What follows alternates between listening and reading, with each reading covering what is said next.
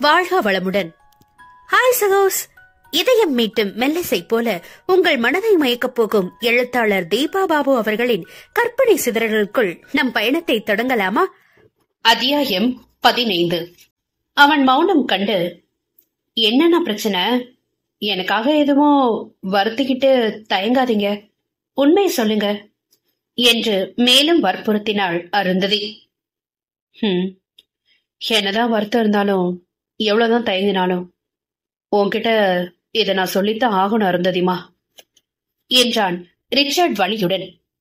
அவள் குழப்பத்துடன் இமைக்காது அவன் முகத்தையே பார்த்திருக்க, அவனோ சுவற்றை வெறித்த வண்ணம் சில நாட்களாக தான் மேற்கொண்டு வரும் நடவடிக்கைகளை காரண காரியத்தோடு விளக்கினான்.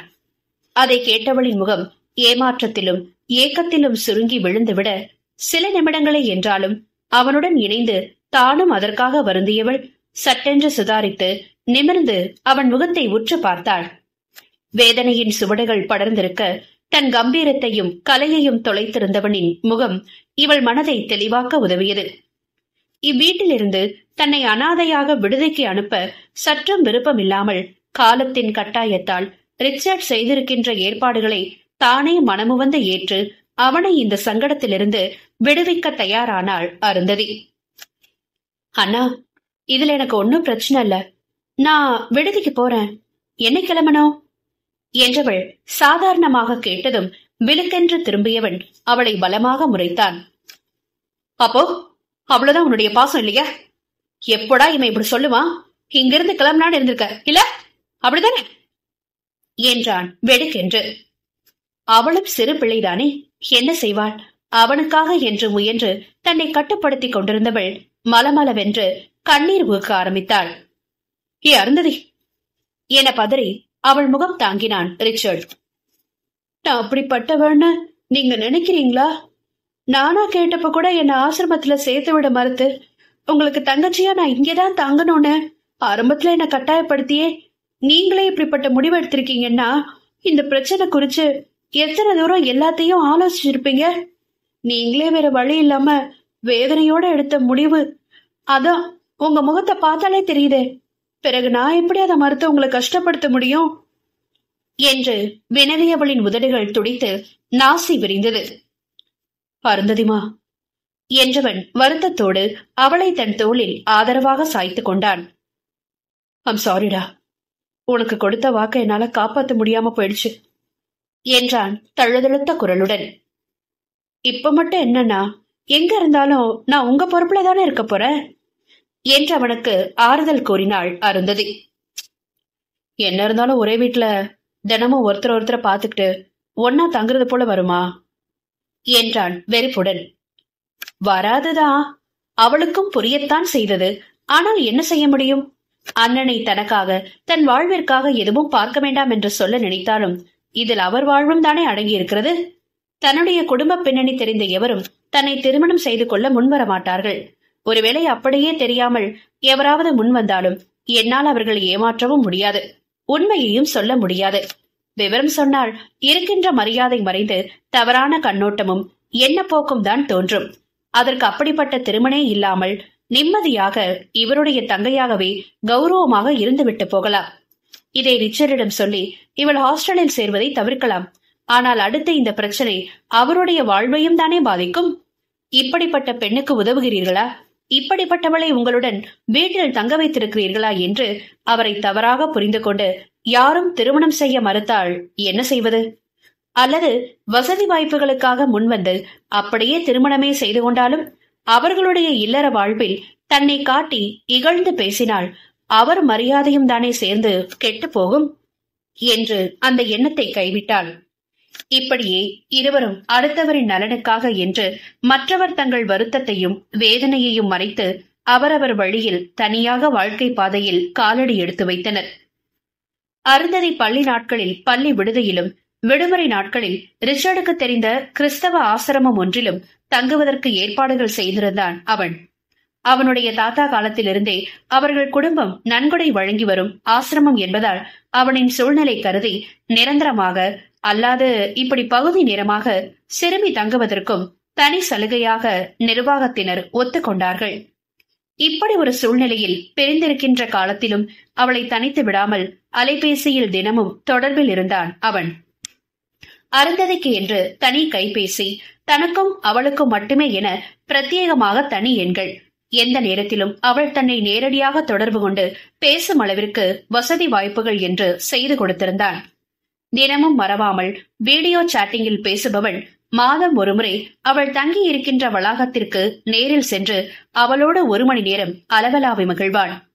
தாங்கள் நேரில் பார்த்து கொள்ளும் அந்த ஒற்றை நாளை எதிர்நோக்கி இருவருமே மாதம் முழுவதும் ஆவலுடன் காத்திருப்பர். காலச்சக்கரம் உருண்டோட அருந்ததியின் வாழ்க்கை பள்ளி விடுதியிலிருந்து கல்லூரி விடுதிக்கு என்று மாறியது. இதற்கிடையில் ராகேஷிடம் விட்ட சவாலின் பொழுது மனதிலே தான் எடுத்த சபதத்தை சற்றே தளர்த்தி மாற்றி அமைக்கலாமா என்று அவ்வப்பொழுது சிந்தனையில் ஆழ்ந்தான் ரிச்சர்ட். அது வேறொன்றுமில்லை, அருந்ததிக்கு மனம் முடித்த பின் தான் இவன் திருமணம் செய்து கொள்ள வேண்டும் என்று எண்ணியிருந்தான். ஆனால் தற்பொழுது நிலவும் சூழலில் தனக்கேற்ற பெண்ணாக தேடி முதலில் தான் திருமணம் முடித்து அருந்ததியை வீட்டிற்கு அழைத்துக் கொண்டால் என்ன என்பதுதான் அது. நிச்சயம் அருந்ததியை ஒரு நல்லவன் கையில்தான் ஒப்படைப்பான் என்றாலும் எதிர்காலத்தில் வரவிருக்கும் அவளுடைய புகுந்த வீட்டினர் தங்கள் உறவை எப்படி எடுத்துக் கொள்வார்கள்? நல்ல விதமாகவா அல்லது போலி கௌரவம் கருதி துண்டிக்க நினைப்பார்களா என கொஞ்ச நாட்களாக அவனுக்கு சஞ்சலமாக இருக்கிறது. அதனால் இயன்றவரை அவளை தன்னுடைய வீட்டில் தங்க வைத்து மகிழ்ச்சியான சூழ்நிலையை அமைத்துக் கொடுக்க எண்ணினான் ரிச்சி. இப்படி திருமணம் பெண் என்று யோசித்த நொடி அவன் நினைவில் முதலில் வந்து போனது அவனுடைய கல்லூரி தோழி ஒருவள்தான். படுக்கின்ற காலம் வரை தோழியாக மட்டுமே இருந்தவள் சில ஆண்டுகளுக்கு முன்புதான் தன் நேசத்தை அவனிடம் தெரிவித்தாள். ஆடிட்டர் ஒருவரின் மகளான அவள் இவனிடம் தன் விருப்பத்தை தெரிவித்து திருமணம் குறித்து பேச அப்பொழுதிருந்த குழப்பத்தில் அதை நாசுக்காக மறுத்தவனுக்கு இப்பொழுது அவளை தொடர்பு கொண்டால் என்ன என்று தோன்றிற்று.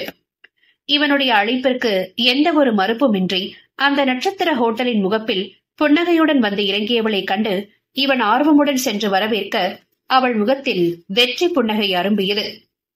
சற்று நேரம் பொதுவாக பேசிக் கொண்டிருந்துவிட்டு திருமணத்தை எப்பொழுது வைத்துக் கொள்ளலாம் என்று ஒருவித எதிர்பார்ப்புடன் வினவினாள் அவள். அவனுக்கும் அவளை பிடிக்கும் என்றாலும் நேசம் என்றெல்லாம் உணர்வில் எந்த மாற்றமும் நிகழவில்லை. சிறிய தயக்கத்தின் பின்னே தன் மனதை அவளுக்கு தெளிவாக எடுத்துரைத்தான் ரிச்சர்ட். அதுவரை இருந்த ஒளி மறைந்து அவள் முகம் லேசாக மங்கவும் வேகமாக அருந்ததியின் சூழ்நிலை தங்கள் இருவரின் ஆத்மார்த்தமான அன்பு என அவசரமாக விளக்கினார்.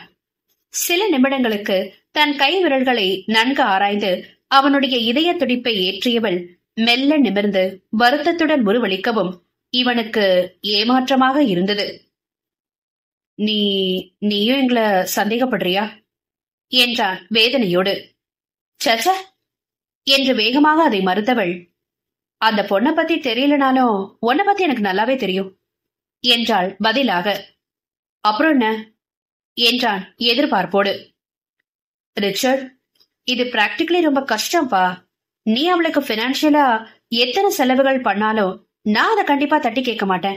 ஏன், நானே கூட இன்னும் வசதிகளை அவளுக்கு பெருக்கி தரலாமேன்னு ஆலோசனை சொல்லுவேன். ஏன்னா அது ஏன் வர மட்டுமே சம்பந்தப்பட்டது. அடுத்தவங்களுக்கு தெரிய போறதும் இல்ல. தெரிஞ்சாலும் நான் அதை சமாளிச்சிடுவேன். ஆனா இது அப்படி இல்லம்மா. அவளை வீட்டோட வச்சுக்கிட்டா ஏன் எதுக்குன்னு பல கேள்விகள் பல இடங்கள்ல இருந்து கிளம்பும். அதுக்கெல்லாம் என்னால பொறுமையா பதில் சொல்லிட்டு இருக்க முடியாது. அப்படியே சொன்னாலும் என் மனசுல ஒரு நாள் சலிப்பு வந்துதான் தீரும். அந்த நேரம் என் கோபமோ வருத்தமோ நிச்சயம் உன்னையோ இல்ல அந்த பொண்ணையோ தான் பதம் பார்க்கும். அது நம்ம உறவுக்குள்ள உள்ள ஆரோக்கியத்தை கெடுத்து விரிசலை உண்டு பண்ணும். இந்த கால தலைமுறை இத நான் ஏத்துக்கிட்டாலும் என் குடும்பத்துல உள்ளவங்க அனுமதிக்க மாட்டாங்க. ஏற்கனவே மதம் மாறி விரும்புறேன்னு லேசான தயக்கம் இருந்தாலும் என்னோட சந்தோஷத்துக்காக ஒத்துழைப்பு தர்ற அவங்களோட எண்ணங்களுக்கு நான் உரிய மரியாதை கொடுத்துதான் ஆகணும். சோ பிளீஸ், இனி நீதான் சொல்லணும். நான் சொல்றதுக்கு எதுவும் இல்ல என தீர்மானமாக கூறியவன், என்னால அவளை விட்டு தர முடியாது. உன் மனசு அலப்பாய வச்சதுக்கும் எதிர்பார்ப்ப அதிகமாக்குனதுக்கும் என்ன மன்னிச்சிடு என்றான் அவள் விழி பாராமல் அமைதியாக. மெல்லிய பெருமூச்சொன்றை வெளியேற்றியவள், it's okay, I understand your feelings. எதிர்காலத்துல உன் எண்ணங்களுக்கு ஏத்த பொண்ணா வாழ்க்கை துணை அமையறதுக்கு என்னோட மனமார்ந்த வாழ்த்துக்கள். நாம என்னைக்கும் நண்பர்களாவே இருந்துருவோம் என அவன் கரம் பற்றி அழுத்தி விடை பெற்றாள். தன் குணம் முழுவதும் புரிந்த இவளை இதை மறுக்கும் பொழுது வேற்று பெண்களிடம் எப்படி ஆதரவு கிடைக்கும் என்கிற பரிதவிப்பு ஒரு புறமும், ஒவ்வொரு பெண்ணிடமும் சென்று தான் இதை விளக்குவதா என்கிற தயக்கம் மறுபுறமும் என தடுமாறியவன் மீண்டும் திருமண எண்ணத்தை கைவிட்டான். இது புரியாமல் அவன் தங்கைக்கும் இந்த அறிவுபூர்வமான சிந்தனை தோன்ற வீட்டிற்கு செல்ல வேண்டி ஆசையுடன் அவனிடம் இதை பகிர்ந்தாள். தனக்கு நேர்ந்துள்ள சிக்கல் தெரிந்தால் தன்னால் தான் என வருந்தி அவனிடமிருந்து ஒதுங்க பார்ப்பாள் என்று லாவகமாக அதை மறைத்தான் அவள் அண்ணன். எனக்கு மனைவியாக வரப்போகிறவள் பற்றி எனக்கென்று சில எதிர்பார்ப்புகள் இருக்கிறதம்மா. அத்தகைய தகுதிகளோடு என்று பெண் கிடைக்கிறாளோ அன்றுதான் எனக்கு திருமணம் என்று முடித்து விட்டான் ரிச்சர்ட். இதற்கு மேல் அருந்ததி என்ன சொல்ல? எதுவும் பேச இயலாது வருத்தத்துடன் ஊமையாகிவிட்டாள். இப்படியே வருடங்கள் கடக்க முதுகலை பட்டப்படிப்பின் இறுதி நாட்களில் இருந்தாள் அவள். பள்ளி நாட்களிலேயே தன் வாழ்வின் சொந்த அனுபவத்தின் மூலம் தனக்கு திருமணம் என்பதெல்லாம் வேண்டாம் என முடிவெடுத்திருந்தவள் அதை அண்ணனிடம் சொல்ல போய் நன்றாக வாங்கி கட்டி கொண்டாள். இதுதான் நிதர்சனம் என புரியாத அவனிடம் அதற்கு மேல் தன் எண்ணத்தை தெரிவிக்காது மறைத்து சமூக சிந்தனை மற்றும் சமூக சேவைகளின் பால் தன் கவனத்தை திசை திருப்ப ஆரம்பித்தாள். அதற்கு உகந்த படிப்பாக மருத்துவத்துடன் இணைந்து சிறந்த முறையில் செயல்பட்டு வரும் உளவியல் துறை படிப்பை மேற்கொண்டாள். ரிச்சர்ட் என்கிற மனிதநேயம் மிக்க மனிதனின் அறிமுகம் தனக்கு கிடைத்ததால் தன் வாழ்வு சீரழிந்து விடாமல் காப்பாற்றப்பட்டது. அப்படியல்லாமல் எத்தனையோ சிறுவர் சிறுமிகள் பெண்கள் அத்தகைய ஆபத்தில் சிக்கி சின்னா பின்னமாகி மீண்டு அன்றாட வாழ்வை நடத்த இயலாமல் திணறுகிறார்களே. அப்படிப்பட்ட அவர்களுக்கான மீட்பு வழியை தேடிக் கொடுக்க வேண்டிய வேலையைத்தான் மேற்கொள்ள வேண்டும் என்கிற எண்ணத்திலேயே அந்த படிப்பை தேர்ந்தெடுத்திருந்தாள். அச்சோ அண்ணா, ஒன்னும் ப்ராப்ளம் இல்ல. டே டைம் தான், சேஃபான பிளேஸ் தான், சிட்டியோட ஹார்ட்னே சொல்லலாம். So don't worry. நான் ஸ்கூட்டிலே பத்திரமா போயிட்டு 2 மணி நேரத்துல ஹாஸ்டலுக்கு திரும்பிடுவேன். எந்த வண்டியும் அனுப்ப வேண்டாண்ணா. ஃபங்க்ஷன் முடிஞ்சு கிளம்பும் பொழுது போன் பண்றேன். ஹாஸ்டலுக்கு போய் சேர்ந்ததும் திரும்ப போன் பண்றேன். ஓகே, பாய் என்று முகம் முழுவதும் நிலைத்த புன்னகையுடன் அலைபேசியை அணைத்தாள் 23 வயது யுவதி அருந்ததி. தன்னுடன் பயிலும் தோழி ஒருவளின் சகோதரனுடைய ரிசப்ஷனுக்கு செல்ல வேண்டி கிளம்பியவள்தான்.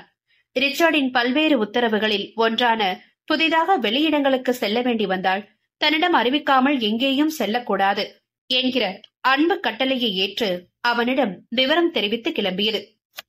அவளுக்கு என்னதான் தற்காப்பு கலைகளை கற்றுக் கொடுத்து மனதைரியத்தை வளர்த்து விட்டிருந்தாலும் பெண்ணை பெற்றவர்களுக்கே உரிய இயல்பான அடிவயிற்றில் நெருப்பை கட்டிக் கொண்டிருப்பது போல் என்பார்களே, அதைவிட ஒருபடி மேலான நிலைமையில் இருப்பான் ரிச்சர்ட். ஒன்று வயதின் முதிர்ச்சியின்மை, இரண்டாவது அருந்ததியின் நிலை குறித்த கவலை. தனது ஸ்கூட்டியை அந்த நட்சத்திர ஹோட்டலின் வளாகத்தில் நிறுத்திவிட்டு தன் தோழியை சந்தித்து வாழ்த்து தெரிவித்து மணமக்களுக்கு பரிசளித்து அவர்களுடன் இணைந்து புகைப்படம் எடுக்கும் வரை எல்லாமே நன்றாகத்தான் சென்றது. ஆனால் அவள் மேடையில் நின்றிருந்த அந்த தருணத்தில் வேண்டாத ஒருவனின் பார்வையில் விழுந்துவிட விதி அவளை பார்த்து எக்காலமிட்டு சிரித்ததா அல்லது மர்ம புன்னகையை சிந்தியதா என்பது அதற்கே வெளிச்சம். தோழியிடம் விடைபெற்று கீழ் இறங்கி அரங்கின் ஓர் மூலையில் நடந்து கொண்டிருந்த மெல்லிசை கச்சேரியை ரசித்த வண்ணம் ஒரு ஓரமாக அமர்ந்திருந்தவளை சில நிமிடங்களில் கையில் குளிர்பானங்கள் அடங்கிய ட்ரேயை தாங்கிய சிப்பந்தி ஒருவன் கலைத்தான். Madam, drinks. ஓ, தேங்க்யூ என்ற சின்ன முறுவலுடன் டிஸ்போசல் கப்பை எடுத்தவள் எவ்வித தயக்கமும் இன்றி அதை தன் உதட்டில் வைத்தாள். அடுத்த 5 நிமிடங்களில் லேசாக தலை சுற்றுவது போல் இருக்கவும் அதை உதறியவள் மெல்ல தன்னை நிலைப்படுத்த முயன்றாள். ஆனால் வேண்டுமென்றே மயக்க மருந்தை கலந்து கொடுத்த பானத்தை அருந்தியவளுக்கு மயக்கம் தெளிந்து விடுமா என்ன? நிமிடங்கள் கரைய கரைய தன் நிலை குறித்து லேசாக சந்தேகம் கொண்டவளுக்கு யாரோ திட்டமிட்டு செய்த சதி அது என்பது மெதுவாக புரிந்தது. இதயம் படபடவென்று அடித்துக் கொள்ள உடல் அச்சத்தில் வியர்க்கத் தொடங்கியது. இதை செய்தவர் யாராக இருக்கும் என தெரிந்து கொள்ள முயன்று தோற்றவள் அவர்கள் எண்ணத்தை ஜெயிக்கவிடக் கூடாது என்று வேகமாக அங்கிருந்து கிளம்ப முயன்றாள். 2 அடி எடுத்து வைக்கும் முன்னே தேகம் தள்ளாட பதற்றத்தில் வியர்த்து சில்லிட்டு நடுங்கிய கரங்களை சமாளித்து மொபைலை எடுத்து உடனடியாக அண்ணனுக்கு தன் நிலையை தெரிவிக்க முயன்றாள். அந்தோ பரிதாபம்! கைபேசியும் அவளை விட்டு கை நழுவி தரையில் வீழ்ந்தது. அடுத்த அடி எடுத்து வைக்க இயலாது தள்ளாடியவளால் எப்படி அந்த போனை குனிந்து தரையிலிருந்து எடுக்க முடியும்? கண்ணெதிரே பூச்சிகள் பறக்க இமைகளை மூட விடாமல் போராடிக் கொண்டிருந்தவளை ஆழ்ந்து நோக்கியபடி எதிரே வந்து கொண்டிருந்த அந்த இளைஞன் தன் காலடியில் தரையில் வீழ்ந்தும் சிதறாமல் வீற்றிருந்த அலைபேசியை குனிந்து கையில் எடுத்தான். அதை எதையும் காணும் நிலையில் இல்லாமல் தள்ளாடியவளின் அருகே நின்றவன் மொபைலை காதுக்கு கொடுத்தான். ஹலோ ஹலோ என எதிர்முனையில் பதறிய குரலுக்கு நிதானமாக ஹலோ என்று திருப்பி பதிலளித்தான் அவன். ஹலோ என்ற முதலில் சின்னதாக தயங்கிய குரல் அடுத்த நொடி படமெடுக்கும் நாகமாக சீறியது. ஹே, யாரா நீ? உனக்கு எப்படி இந்த போன் கிடைச்சது என்றான் ரிச்சர்ட் ஆவேசமாக. ரொம்ப நல்ல மரியாதை. எதிர ஒருத்தி போனை கூட கையில பிடிக்க முடியாம தள்ளாடினபடி தரையில போட்டாலே என்னவோ ஏதோன்னு உதவி பண்ண வந்தா?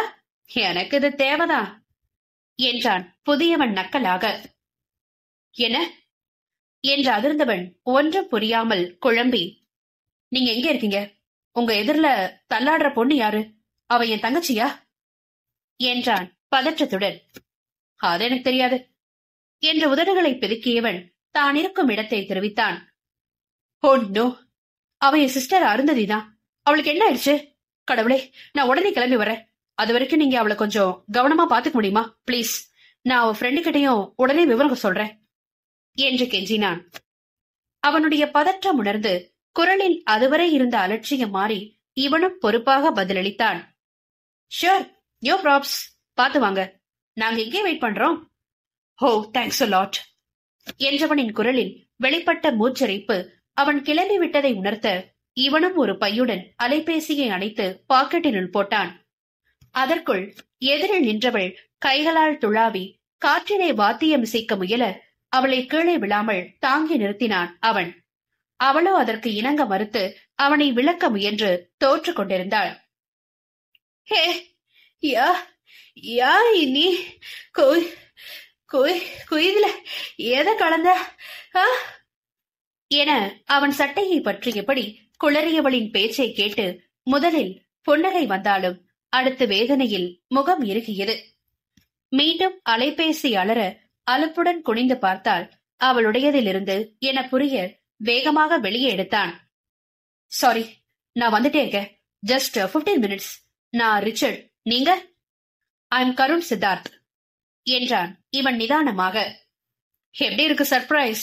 இந்த கருண் சித்தார்த் யாருன்னு தெரியுதா? ஈஸியா கண்டுபிடிக்கலாம். எல்லாம் நமக்கு தெரிஞ்சவர் தான்.